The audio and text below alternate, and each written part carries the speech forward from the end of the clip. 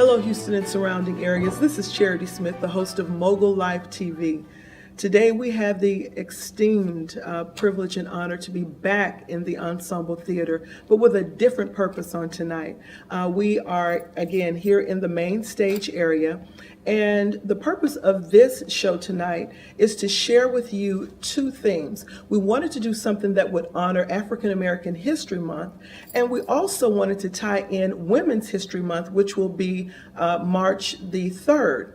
And so in trying to bring both of these themes together, I thought, who in the world would meet the criteria of both of those? Who's a world changer? Who's a game changer? Who's doing something in the civil rights movement or has achieved anything in the civil rights movement today and is also making history in our world in current history?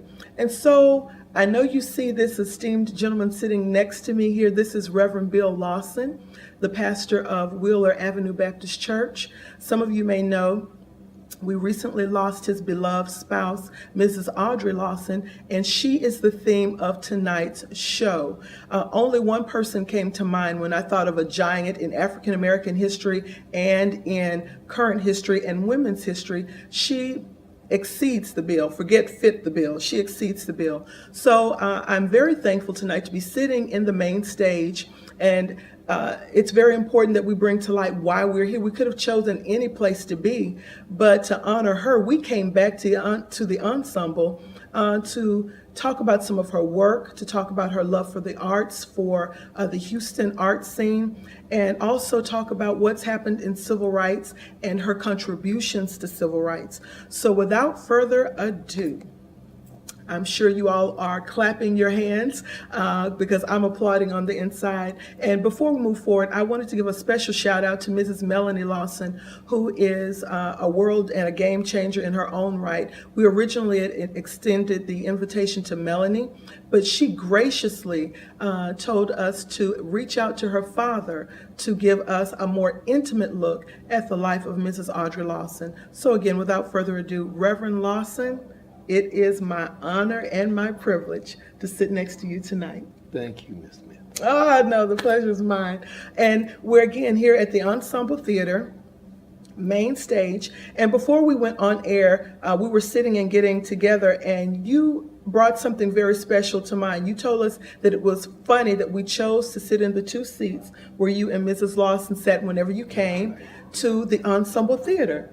And so I took that as a wonderful sign that we have the approval of God and Mrs. Lawson to do this show tonight. Because in doing some research about her, I heard a lot about her personality. Huge, bigger than life, a woman who did not mix words at all. And you, you knew exactly where Mrs. Lawson was coming from.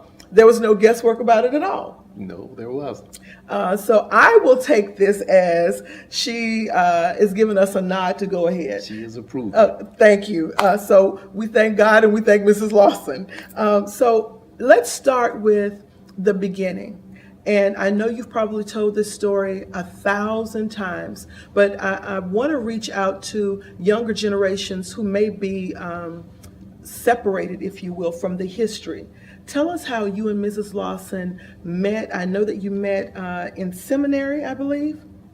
I was in seminary. She was in college. Yes, sir. I had just graduated from that college, Tennessee State University in Nashville. And I had graduated, and I was in theological seminary, where preachers go to school. Yes, sir.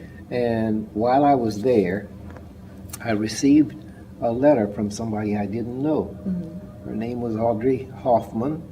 And she wrote to me simply introducing herself to me, which shows you how she doesn't mince words. Okay. Had no idea why she wrote to me, so I wrote back to her, just as a kind of a courtesy. And then I learned that some of the girls that I was still writing to in college had been sharing my letters with her. And she said, "He's interesting. I think I'm going to write him." And the girls in the dormitory said, "I dare you." Yeah. And that's how she wrote me. She just was taking a dare. So we began a relationship by mail. It ended up being over 600 letters, which spanned over 2 years. We never saw each other except 9 times, never more than 24 hours at a time. And the 9th time was the wedding. So that was basically our romance. No computer, just letter writing. And I was falling in love with her long before I met her. I met her, I guess, about 6 months after we started writing. But long before that 6 months was up, long before I went to St. Louis to see her, I was falling in love with her. I knew that. And so there was no question that I was going to ask her to be my wife. I did, and she accepted, and so we got married. But if you don't mind, because we wanted an intimate look at her, there's something very pure, very innocent, very wholesome about how you all met, and just that whole romance of doing it through letters and not and keeping the innocence and the purity there. I mean, you all, it seems, connected on an intellectual level, on a spiritual level, on an emotional level before any of the marriage and all of that came about.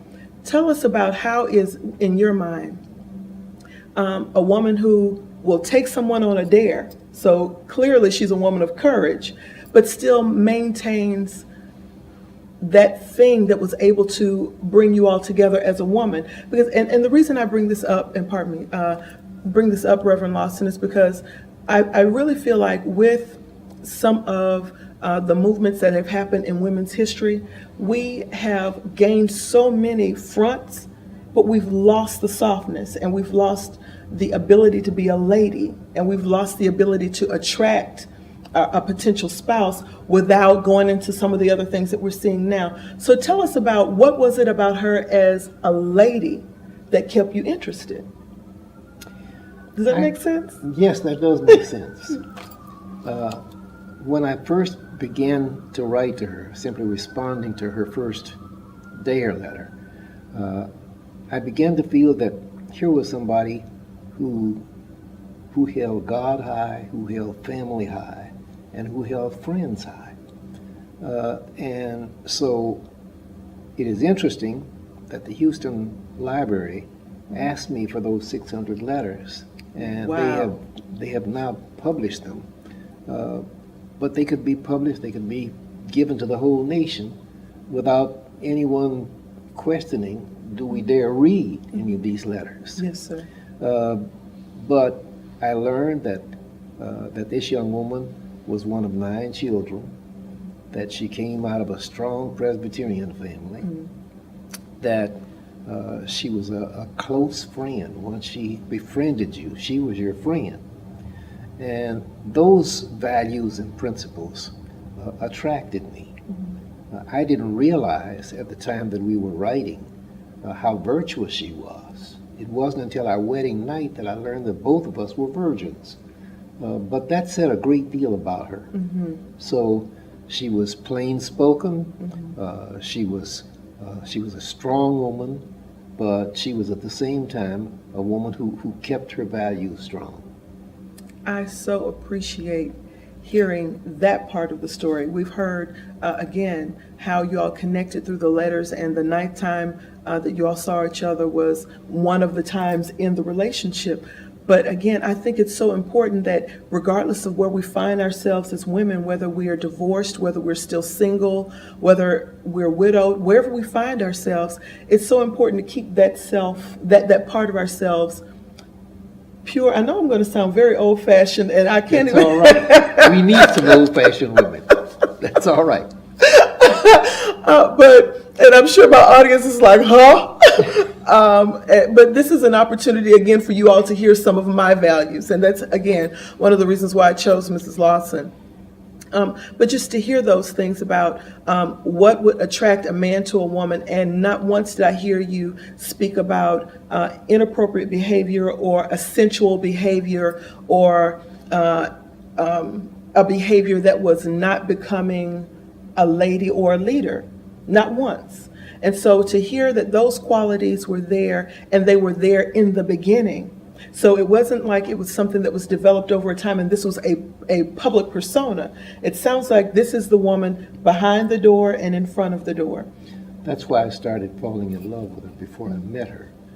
She obviously was somebody who shared my values. And I think that what really brought us together was that we started out as mere epistolary acquaintances. We were just letter writers, but we were rapidly becoming friends. And it was that sense of friendship that drew me to her. And after we had written so many weeks, because we were writing daily, she stopped writing. And I was very much upset because she wasn't writing. So I sent to her a little drawing Okay. of a little boy standing beside a meal box that had nothing in it. Okay. And I was asking her in that little drawing, have I done something wrong? Please write. Oh, wow. And so she wrote mostly because of that little stupid drawing. But I think that what was happening was that I was developing a very strong friendship with this girl.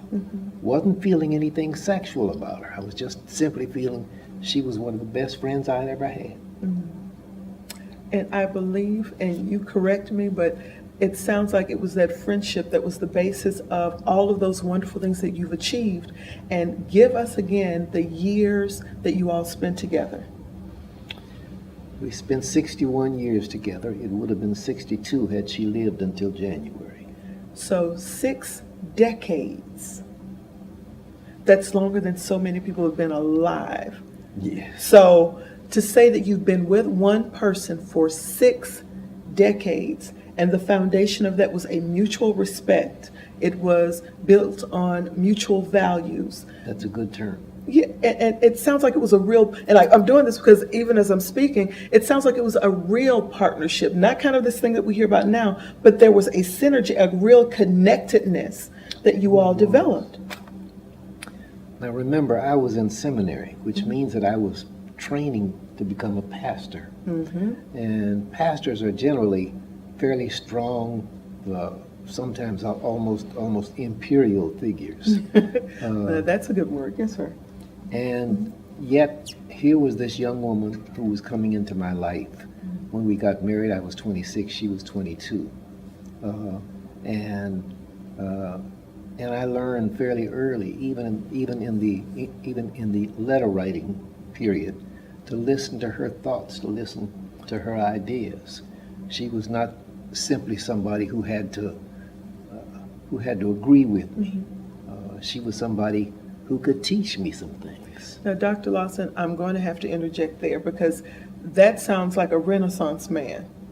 And I know you're thinking, like, what is she talking about? But to hear that you would value her thoughts, that she was someone that you could learn from, it speaks too about how you thought of her as a mutual figure in the marriage. Someone where, we hear in scripture how iron sharpens iron. It sounds like you all kind of cut on each other and polished each other a bit. We did that. We did that. Some of the things that I'm credited with, for instance, I'm credited with giving leadership to the civil rights movement in Houston. What many people still do not realize, as often as I have told them, is that I would not have been involved in civil rights had it not been for Audrey. Audrey was a social worker, so she had a social conscience. I was a preacher, so I had a biblical conscience. But when the civil rights movement began in Houston, it virtually began in our house. I was a Baptist chaplain at Texas Southern University. We were the only denomination that had a house. So we had students to come to our house all the time. And they were not coming so much to have Bible lessons, they were coming because Audrey made great spaghetti. That never hurt, okay? That never hurt. But what happened was that in our house, the students started the sit-ins, leaving the Baptist Student Center. In the Baptist Student Center, where the students came, mostly for the food, there came one night a group of students who said, Reverend Lawson, we are going down to do a sit-in at Wine Garden Supermarket. And if you don't mind, we're going to give a bit of education too while we talk. So this is during the 60s.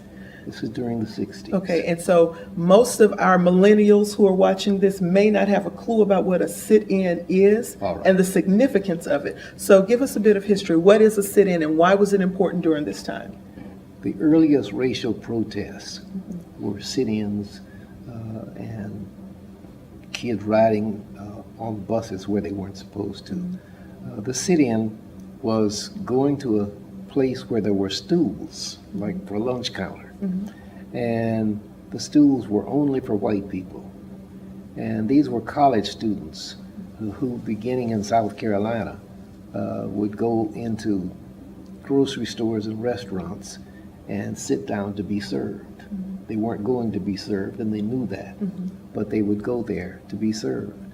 And this happened in North Carolina, and South Carolina, and Georgia, and here were these students in Houston, Texas, way southwest, and they were going to do a sit-in in Houston, just like students had done in Charlotte or in towns in South Carolina or in Atlanta. And so they came into the Baptist Student Center, and they said to me, Reverend Lawson, we're going to do a sit-in at Wine Garden Supermarket, where there was a lunch counter. And they asked me, Reverend King has been teaching people how to be involved in sit-ins. Will you go ahead? No, and I was going to interject in there. I'm glad you went ahead and mentioned Reverend King because you all were intertwined. We talked a lot about what a sit-in is, but it's really important that we go back to the philosophy behind it. Yours was a nonviolence focused philosophy when it came to the civil rights movement and your approach to civil disobedience, if you will. Okay. So with that, talk to us about how you all connected with Dr. King during this time and some of the influences. I heard about him coming to the home and you all sitting down and conversing about philosophies and approaches to how to handle the civil rights movement here. So talk to us a little bit about that. All right. Dr. Martin Luther King Jr. And I were contemporaries. I was 6 months older than he was. And his philosophy, learned from Mahatma Gandhi in India, was to resist or to protest by nonviolence.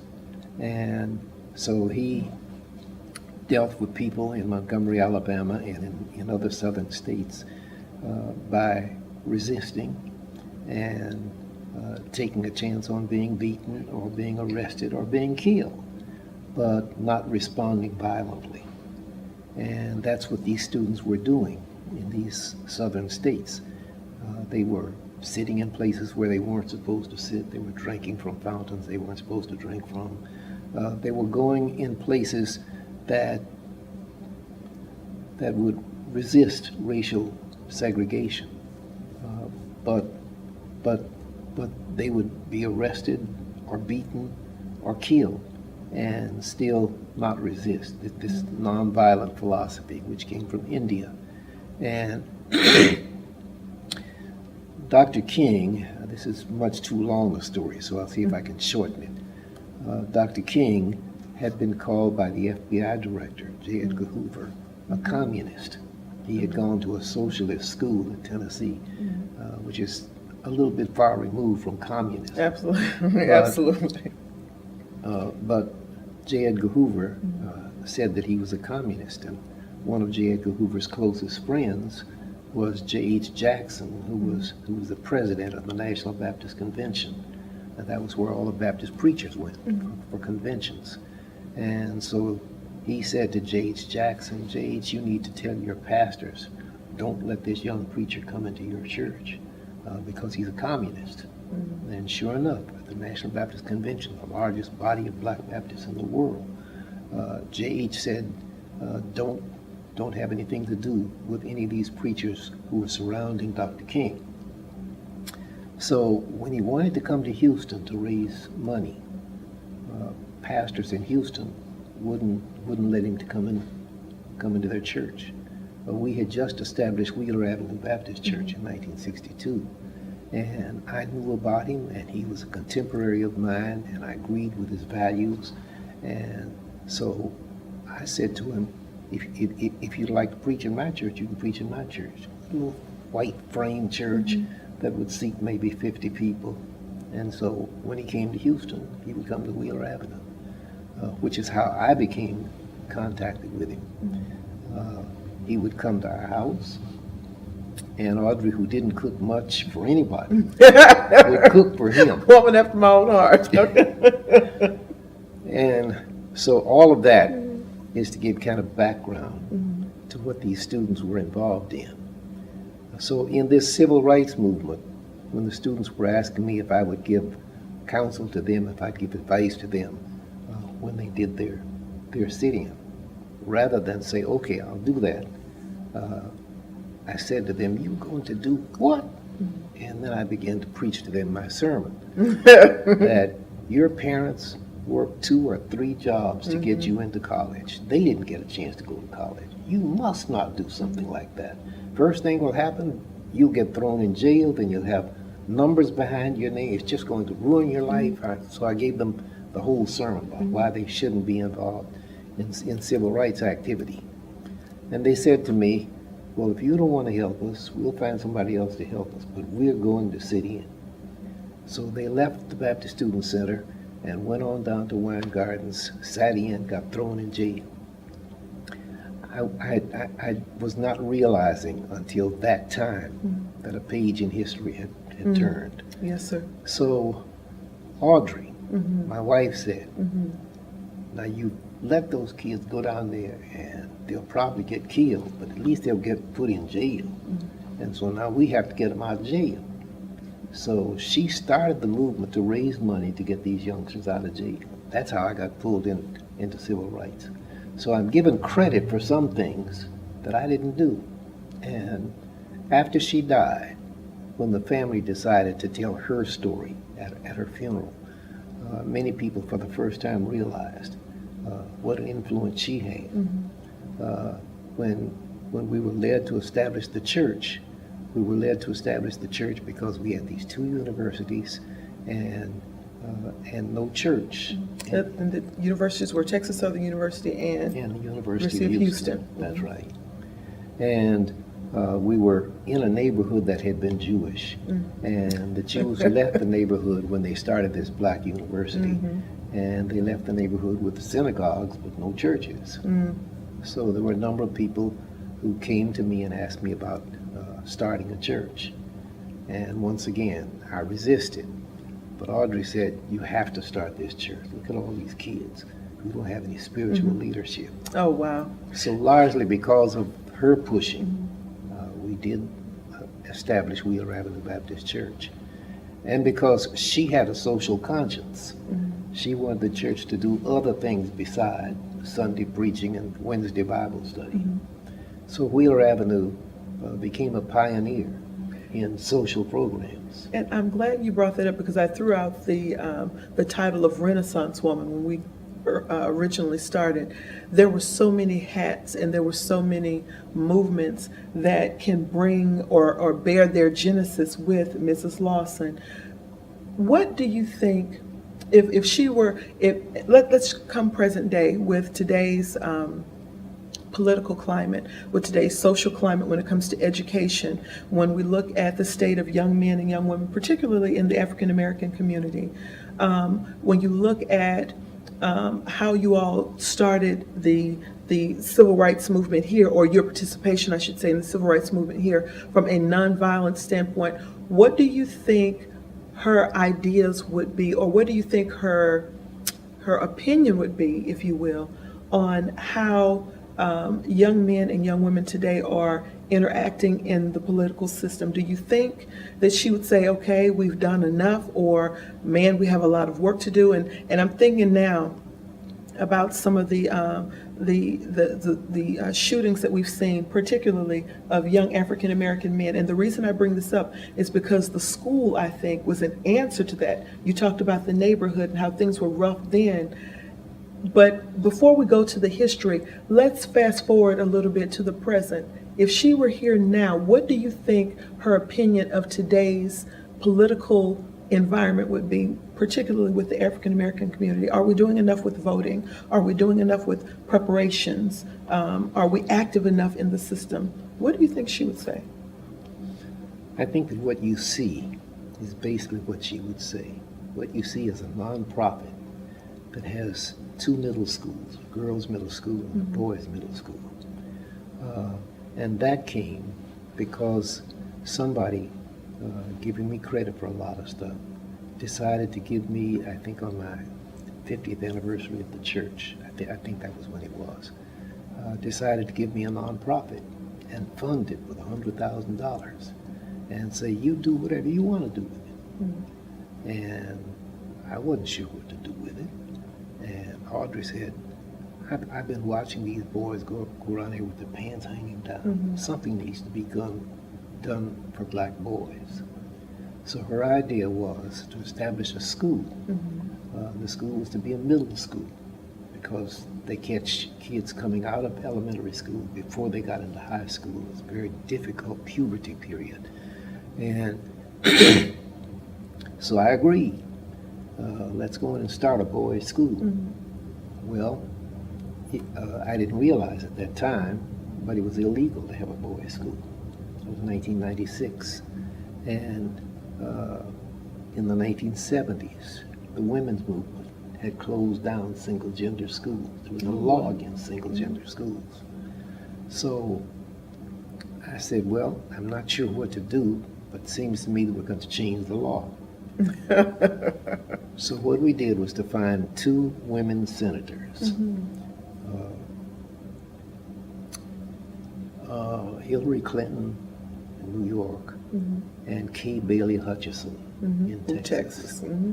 And we got these two women to at least talk about changing the law. And they succeeded in changing the law. So we could have the first all-boys school in Texas. And we started with WALLAP, that's what the school is called. William Alexander Lawson Institute for Peace and Prosperity. That long name came from a congressman, that's a whole other thing. But what was most important was that what she would have done is not to start with trying to get people to vote or trying to push people to vote for somebody. She would have started with education of boys. Once we went after a state charter, the state charter required that if we're going to have a single-gender school for boys, we have to have a single-gender school with girls. So we got the two single-gender schools, but that's where she would have started, with the education of young boys. Anybody who knows Audrey would realize that she was obsessed with a love for children, all the way down to zero. And she was most especially concerned about the character building of boys and girls. So when you ask how would she respond to the current social climate, I think that she wouldn't have started with something political. I think that she would have started with something educational. And her dream was ultimately to be able to have a charter school that went back down to the elementary school and went up to the high school. But her belief was pretty generally, if you can do something for the children, you can do something for the society.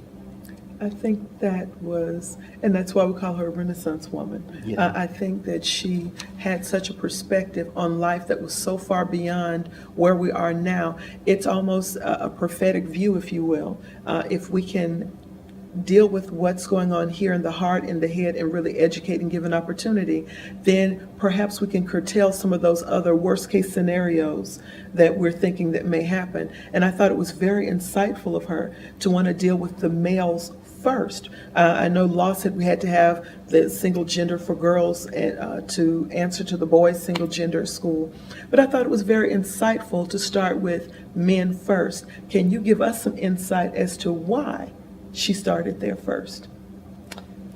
Well, she recognized, as I think most of us do by now, that the black male was the most endangered of our species, that there was a general feeling that if you could hold the black male down, then you could hold the entire black race down.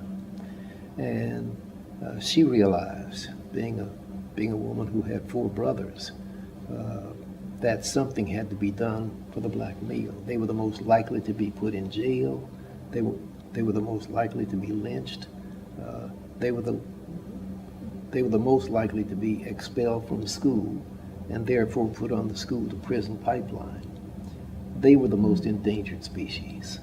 And her concern was, therefore, doing something for the boys. It was a simple thing to say, well, if he's black, he's probably criminal, or he will tend to be criminal.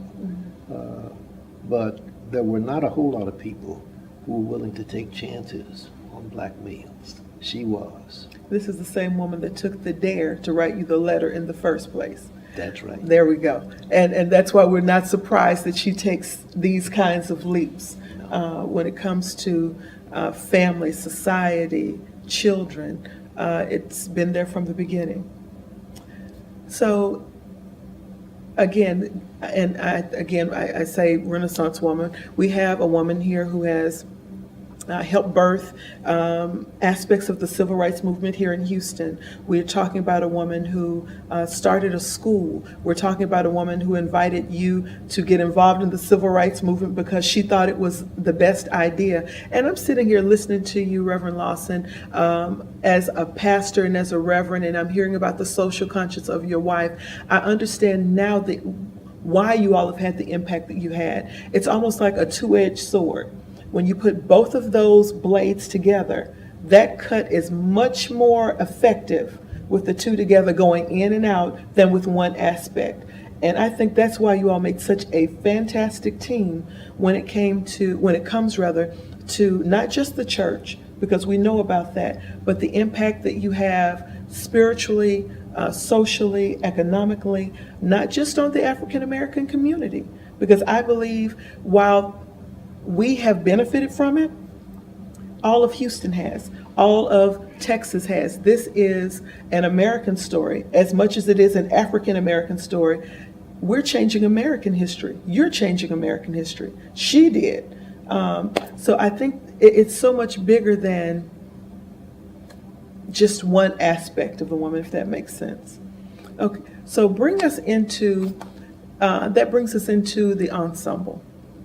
We're going to switch gears for a minute and we've talked about her as a civil rights leader. We've talked a bit about her as a wife and as a mother, but a lover of the arts, a lover of humanities, the African American artistic expression. Talk to us about her impact and her contribution to what we call the iconic Ensemble Theater, which is where we are right now. And talk to us too about, we know about the art origins, but I really want to hear the story about how the founder pulled her in to keep the doors open. Tell us about that. All right, let me say first of all that Audrey was a lover of reading. Mm-hmm. And when you talk about the arts, particularly when you talk about the theatrical arts, you have to start with the story. And Audrey read books constantly, mm-hmm. all the time. So she enjoyed theater, and she used to come to the Ensemble Theater when it was just a little place over on 2M. In fact, she knew George Hawkins mm-hmm. when he carried all of the theater trappings in the trunk of his car, mm-hmm. his costumes and what little sets he would use. Mm-hmm. And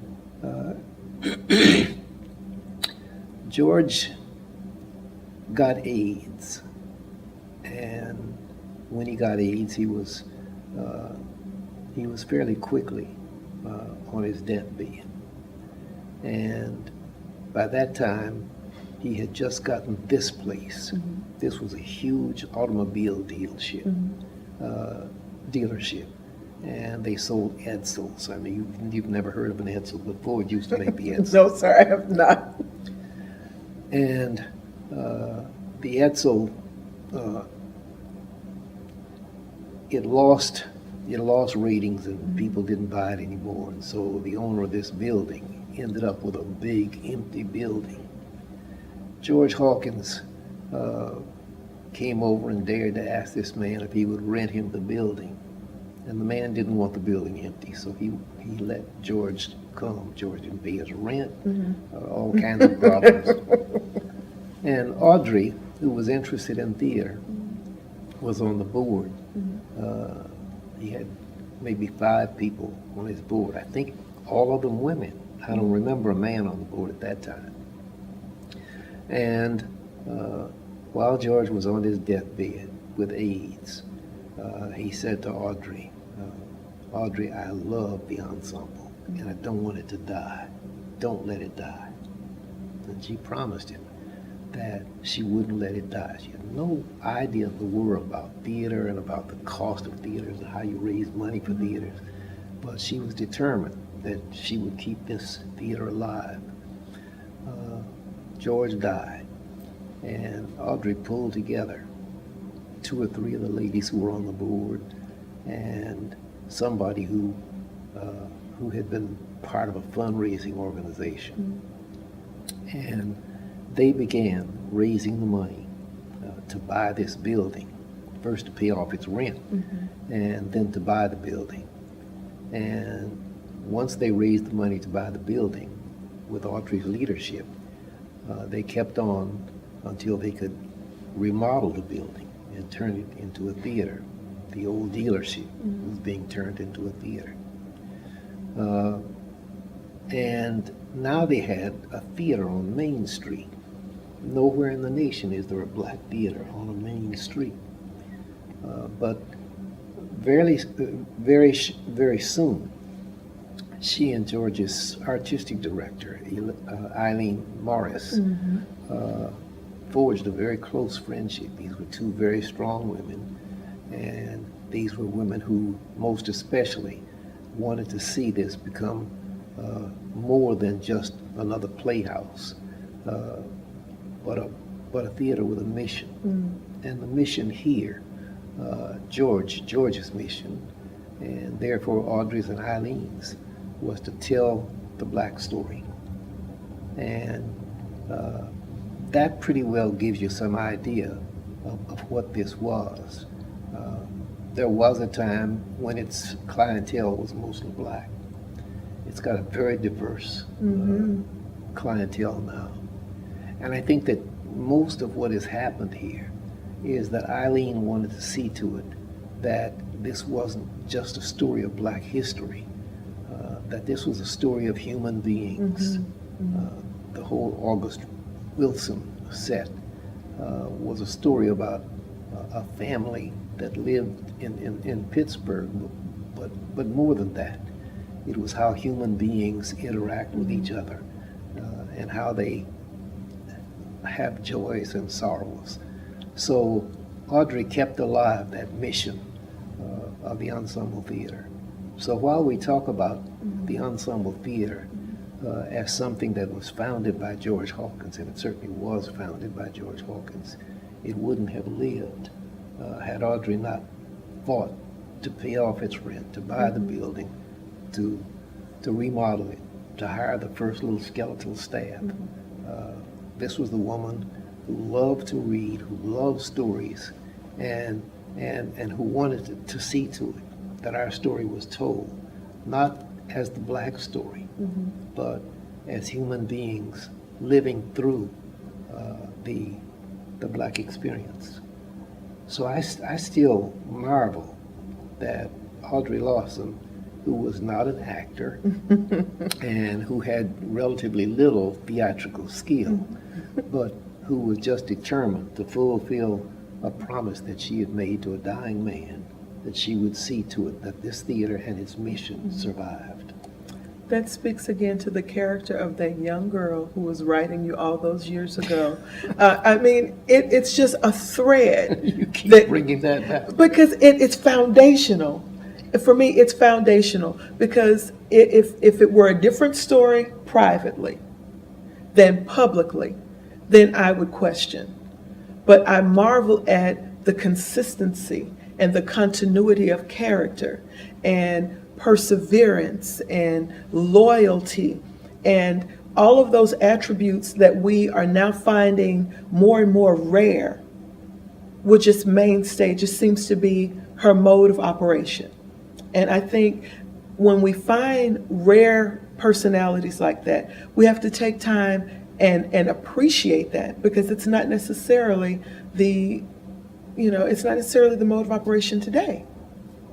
So I go back to that because, again, as a younger woman, I should say, trying to make those same kinds of footsteps, it's important to me to know, one, it's possible, and two, to have the formula in mind. It's character, it's integrity, it's loyalty, it's keeping your word.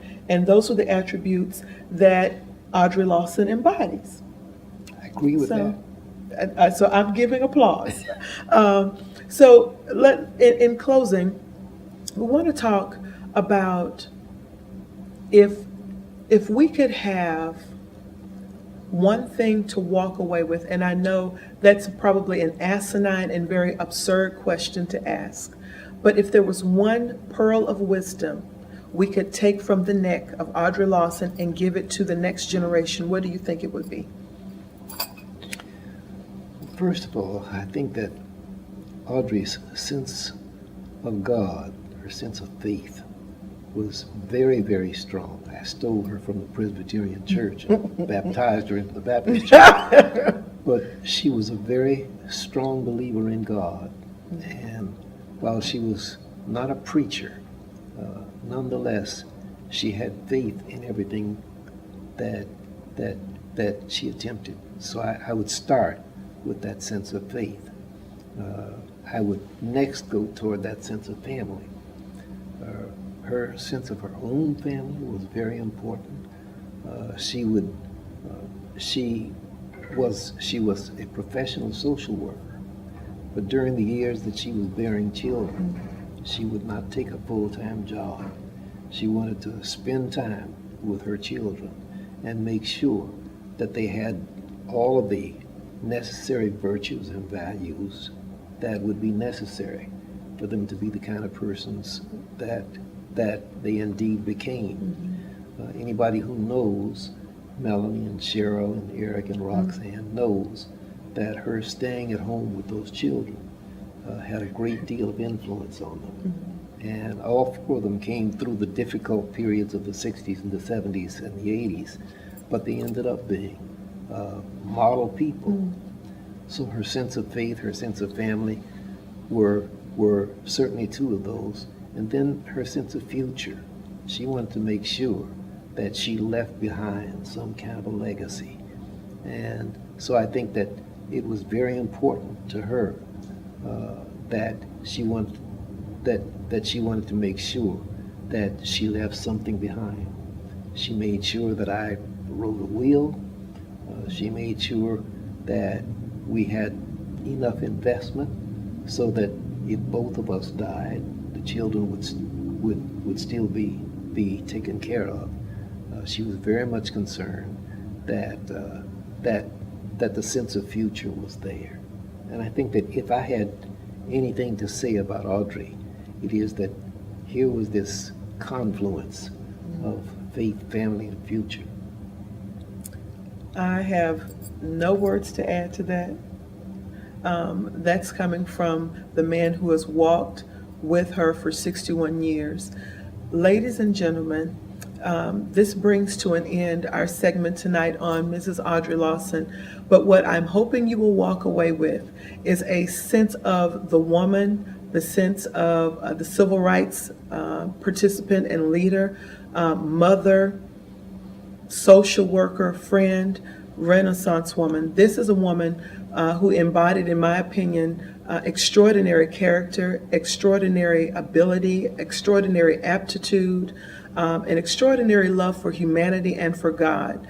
So with all of that said, It is our pleasure again to offer tonight's segment in honor and in memory of Mrs. Audrey Lawson for African American History Month, for Women's History Month, but in my opinion, American history. She is our story, and we are all the better for the life of Mrs. Audrey Lawson. So, Reverend Lawson, thank you so much for sitting tonight and sharing your personal, intimate stories with it, and then giving us a different side. We knew Red, as you all like to call her, and we heard about all of the wonderful things that she's done in the community. But to me, it was important to get to know the woman, the force behind the success stories of her children. We know many of your success stories, but it was a wonderful thing to hear how she was there in the background helping to orchestrate those successes and how you would give that space to her. So we honor the woman tonight, Mrs. Audrey Lawson. Well, thank you for honoring her. And thank you for joining us. Good night.